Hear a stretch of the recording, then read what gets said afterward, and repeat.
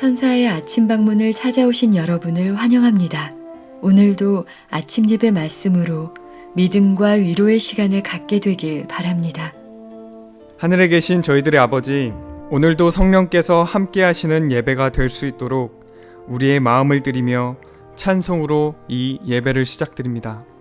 저희의 마음을 새롭게 해주시는 성령께서 저희와 함께하여 주셔서 하나님의 말씀이 우리 마음 가운데 깊이 새겨질 수 있는 오늘 하루가 될 수 있도록 저희를 인도하여 주시옵소서.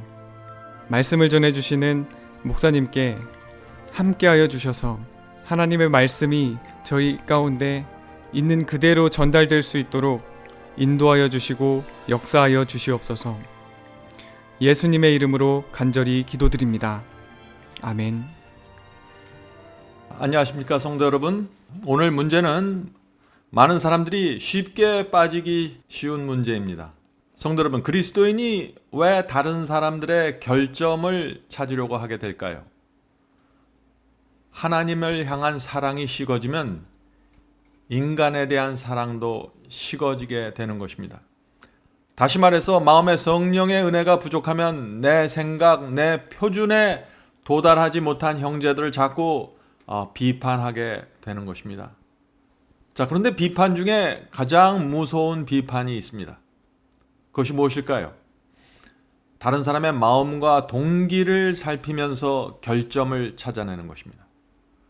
마음과 동기는 하나님만 보실 수 있는 것인데 내가 하나님 자리에 앉아서 다른 사람의 마음을 자꾸 들여다보고 비판하고 정죄하는 것입니다. 이것이 무서운 죄입니다. 왜냐하면 내가 하나님 자리에 올라가는 것이기 때문에 그렇습니다. 우리는 다른 사람들이 자기의 형편을 이야기하고 내가 이렇게 해서 이런 문제가 생겼습니다 할 때 우리 그리스도인들은 그것을 있는 그대로 받아주어야 하는 것입니다. 이 사람의 의도가 무엇인가, 동기가 무엇인가 자꾸 들어가서 살피려고 하면 안 되는 것입니다. 우리가 다른 사람을 비판하고 정죄하면 그 사람의 마음에 깊은 상처를 줄 수 있게 됩니다. 또한 동시에 내 자신도 어둠 속에서 불행하게 살아가게 됩니다. 비판은 그래서 피차간에 깊은 상처를 남기게 되는 것입니다. 자, 오늘 본문 성경절 읽겠습니다. 빌립보서 2장 3절입니다. 아무 일에든지 다툼이나 허영으로 하지 말고 오직 겸손한 마음으로 각각 자기보다 남을 낮게 여기고. 바울은 우리에게 아주 참 중요한 인생의 교훈을 주셨습니다. 우리가 봉사하고 헌신을 진심으로 해야 합니다. 최선을 다해야 합니다. 주의 사업을 그런 태도와 마음으로 해야 됩니다. 그리고 나서 여전히 나보다 열심히 일하지 못한 사람들을 나보다 낮게 여겨야 한다는 것입니다. 그것이 주께서 원하시는 겸손입니다. 성도 여러분, 우리가 어떻게 하면 이런 신앙과 성품을 가질 수 있을까요? 오늘 아침에 우리가 주 앞에 나가서 하나님의 뜻이 무엇인지 좀 살펴볼 필요가 있는 것입니다. 자, 본문 읽겠습니다. 오, 많은 사람들이 그리스도인의 삶을 얼마나 힘들게 만드는지, 그들은 마치 다른 사람들의 품성을 수선해야 하는 것처럼, 고쳐야 하는 것처럼 부과된 짐을 지고 비틀거리면서 가파른 가시밭길을 기어 올라간다. 지금 다른 사람의 품성과 문제를 고쳐주기 위해서 애를 쓴다는 것입니다. 그런 사람들은 참 무거운 짐을 지고 가시밭길을 걸어가는 것처럼 인생을 살아가게 된다는 것입니다. 성도 여러분, 우리는 다른 사람의 문제를 고쳐주려고 애쓰질 말아야 됩니다. 다른 사람의 문제를 지적하고 알려주려고 애쓰지 말아야 되는 것입니다. 잘 생각해 보세요. 내 남편, 내 부인, 내 자녀의 성격도 고쳐주지 못합니다. 그런데 어떻게 내가 다른 사람의 성격을 고쳐줄 수 있을까요? 우리는 내 주변에 있는 영혼들을 하나님께 맡겨야 합니다. 하나님께서 그 사람의 생애 속에 역사하셔서 고쳐주시고 도와주시길 바라보아야 하는 것입니다. 우리는 하나님의 역사하심을 바라보아야 하는 것입니다. 그런데 바라보지 않고 내 자신의 방법, 내 자신의 생각을 기준으로 다른 사람을 쳐다보기 시작하면 정죄하게 되는 것입니다. 조심해야 하는 것입니다. 그래서 본문 읽겠습니다. 남을 판단하는 사람들은 그리스도의 감미로운 평화를 경험하지 못한다. 다른 사람을 자꾸 비판하고 판단하면은 잃어버리게 되는 것이 있다는 것이죠. 무엇인가요? 주께서 나와 함께 하신다는 평안을 잃어버리게 된다는 것입니다. 그들은 예수님께서 그들에게 주시는 도움을 붙잡지 않으면서도 다른 사람들의 잘못을 추측하여 계속해서 슬퍼하며 그들이 가는 모든 길에 쓸모 있는 기쁘고 복된 증거들을 간구한다. 다른 사람의 마음을 추측하게 되면은 자꾸 그 사람의 문제를 비판하게 되고 정죄하는 시험을 받게 되는 것입니다. 하나님께서 그 사람의 생애를 인도하고 계신데 함부로 그 사람을 추측하고 판단하는 것은 하나님의 구원이 그 영혼에게 지금 어떻게 이루어지고 있는지 생각하지 못하는 것이죠. 하나님의 역사가 지금 그 영혼에게 어떻게 이루어지고 있는지를 알면은 우리가 다른 사람을 함부로 판단하지 않게 되는 것입니다.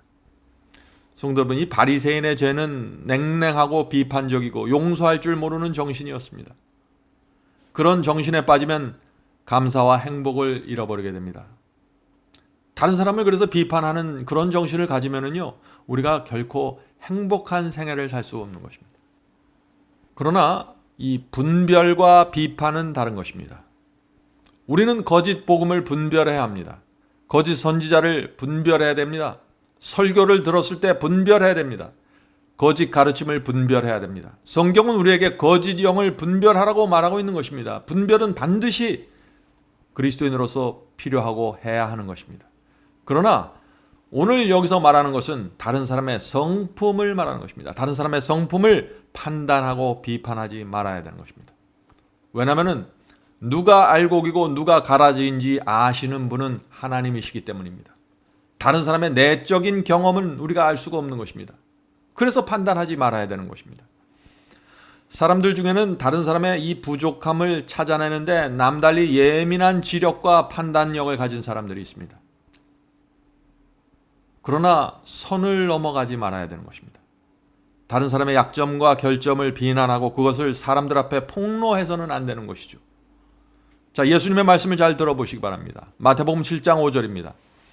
마태복음 7장 5절. 외식하는 자여, 먼저 내 눈 속에서 들보를 빼어라. 그 후에 밝히 보고 형제의 눈 속에서 티를 빼리라. 자, 이 말씀은 외식하는 자, 위선자에게 하는 말씀입니다. 내 속에 들보와 같은 큰 죄가 있는데 다른 사람의 티같이 작은 죄를 판단하고 비판하는 것을 위선이라고 지금 말하고 있는 것입니다. 성도 여러분, 왜 우리가 비판하고 판단하는 죄에 빠지게 될까요? 사람들은 자신이 죄를 품고 있으면, 자신이 어떤 문제를 갖고 있으면 다른 사람을 비난하고 다른 사람의 문제를 지적함으로써 내 자신이 의롭다는 착각을 하게 되는 것입니다. 많은 사람들이 이 문제에 빠져 있는 것입니다. 다시 말해서 다른 사람의 티를 지적함으로써 내가 가지고 있는 들보를 합리화하려고 하는 것입니다. 아담과 하와도 똑같은 문제에 빠졌었죠. 그들은 죄를 범한 후에 비난의 정신에 빠졌습니다. 서로 불순종의 책임을 상대편으로 돌리기 위해서 비난했던 것입니다. 우리가 죄를 범하면 자연스럽게 이 비난의 정신이 올라오게 되고 내가 갖고 있는 이 죄의 문제를 다른 사람 속에서 찾아내려고 애쓰게 되는 것입니다. 자, 우리 입에서 자꾸 다른 사람을 비판하는 말이 나가는 습관이 혹시 있습니까? 그런 분들은 주님께 나가 내 속에 있는 들보를 먼저 보여달라고 기도해야 하는 것입니다. 내 속에 있는 들보를 보면은 다른 사람의 문제를 탓할 수가 없게 되는 것입니다. 본문을 읽겠습니다. 사람이 하나님께 대한 개인적인 책임과 동료 인간에 대한 의무에 민감하고 열정적이며 자신의 감화가 영원까지 이어질 만큼 원대하다는 것을 깨달으면 낮은 표준에 만족하지 않고 다른 사람들의 결점을 찾아 비난하지 않을 것이다. 자, 우리는 다른 인간 동료들에 대한 의무가 있습니다. 그런데 그 의무는 다른 사람의 그 영혼과 구원에 대해서 긍정적인 영향을 미칠 수 있도록 이것이 발휘되어야 한다는 것입니다. 낮은 표준에 만족하지 말고 다른 사람들의 결점을 찾아 비난하지 않을 것이다. 그는 정말 아름답고 사랑스러운 품성을 얻기 위하여 진정 전적으로 그분을 의지하면서 오직 그리스도 안에서 살아갈 것이다. 자, 성도 여러분, 이 말씀은 참 중요한 말씀이죠. 우리는 낮은 표준에 만족하지 말아야 한다고 했습니다.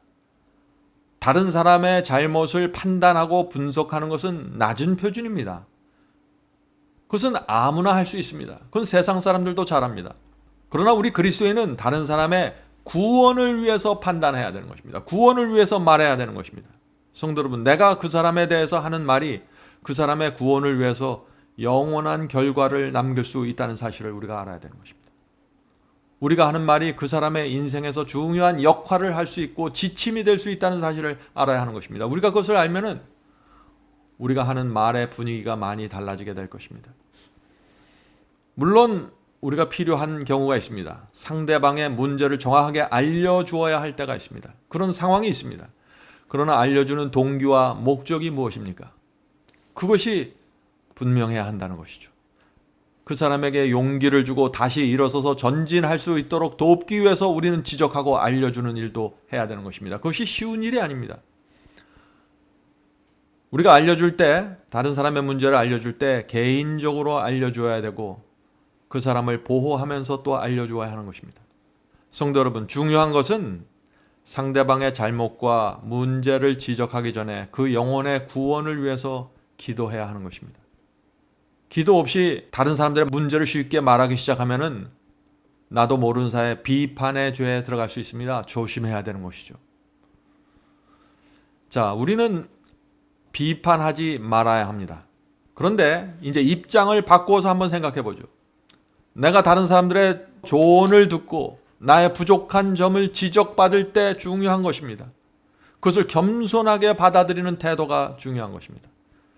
내 문제를 지적하는 그 사람의 성품과 동기를 따지지 말고 그 사람이 하는 말이 사실이고 정말 내가 고쳐야 될 그 문제라면은 우리는 우리 자신을 내려놓고 그 말을 있는 그대로 또 받아야 하는 것입니다.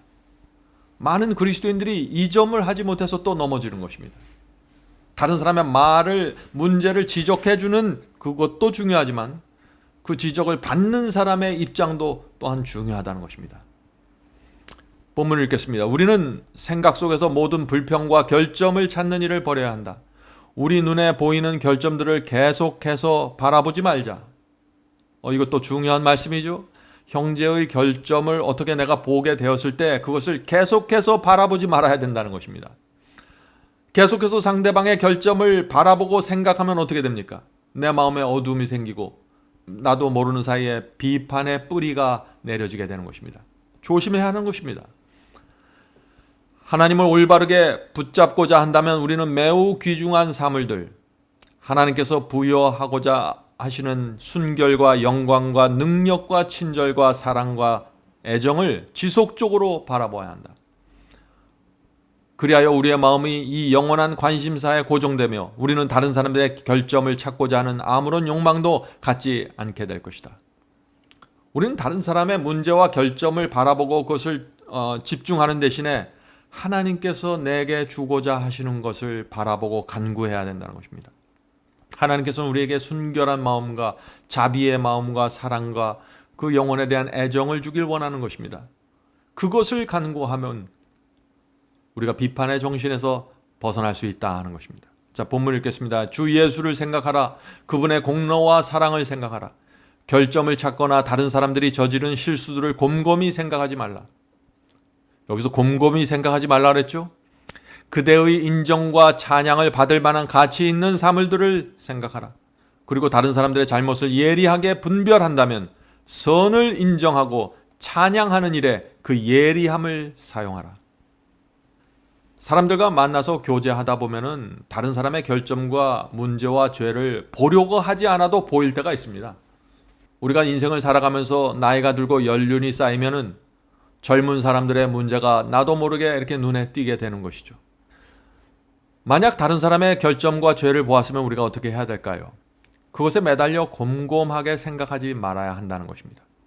다른 사람의 문제를 계속해서 생각하고 또 생각하지 말아야 합니다. 빨리 우리의 마음과 관심을 아름답고 선한 곳으로 돌려야 한다는 것입니다. 자, 어떤 사람에게는요, 다른 사람의 문제와 잘못을 예리하게 판단하고 분별하는 능력이 있습니다. 사람마다 태어나면서 그런 능력을 가진 사람들이 있어요. 그것이 나쁜 것만은 아닙니다. 그런 분들은 그 예리한 분별력을 다른 사람은 보지 못하는 그 사람의 잘못을 도와주고 일으켜주는데 사용해야 한다는 것입니다. 다른 사람이 보지 못한 그 사람의 약점을 채워주고 도와주어야 한다는 것입니다. 그것이 하나님께서 보시기에 참 아름다운 성도의 모습이죠. 자, 마지막 문단 읽겠습니다. 만일 자신을 비평한다면 그대는 다른 사람들에게서 보는 것과 같은 못마땅한 것들을 자신에게서 발견할 것이다. 그러므로 가장 거룩한 믿음 안에서 끊임없이 서로 격려하도록 하자. 성도의 교제는 서로 격려하는 것입니다.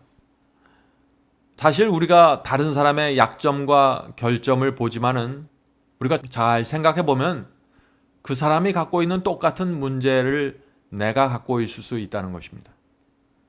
성도 여러분, 잘못을 범하고 실수를 한 사람을 보았을 때 우리가 어떻게 해야 될까요? 과거에 나는 그 사람보다 훨씬 더 큰 문제에 빠졌던 사실을 우리가 생각해 보아야 하는 것입니다. 그래서 바울이 이런 말씀을 하는 것입니다. 너도 시험을 받을까 두려워하라. 다른 사람이 시험 받아서 넘어지는 것을 볼 때 너도 시험을 받을까 두려워하라는 것입니다. 여기서부터 우리가 겸손이 나올 수 있다는 것입니다. 나보다 다른 사람을 낮게 여길 수 있다는 것이죠. 성도 여러분, 많은 경우에 비판과 비난은 사람의 마음에 상처를 주며 그 의로운 길에서 그 사람이 떠날 수 있게 만들게 됩니다. 오히려 내가 하는 그 비판과 비난 때문에 마음의 문을 걸어 잠그고 회개하지 않고 고집을 부리면서 그리스도를 떠나가게 할 수도 있는 것입니다. 그 사람이 그 조언을 받아들이는 믿음이 약하면 그런 결과가 생길 수 있는 것이죠. 그러므로 우리가 참 지혜롭고 조심스러워야 하는 것입니다.